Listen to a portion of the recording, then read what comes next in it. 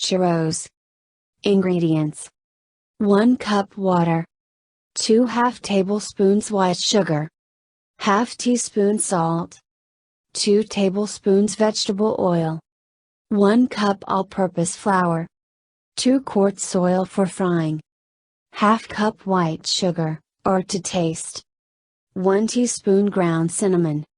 Directions: in a small saucepan over medium heat, combine water, 2½ tablespoons sugar, salt and 2 tablespoons vegetable oil.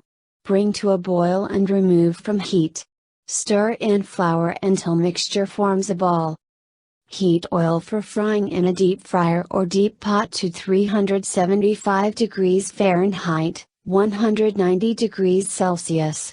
Pipe 5 to 6 inch strips of dough into the hot oil using a sturdy pastry bag fitted with a medium star dip. Do not overcrowd the oil. Fry until golden, drain on paper towels. Combine ½ cup sugar and cinnamon. Roll drained churros in cinnamon and sugar mixture.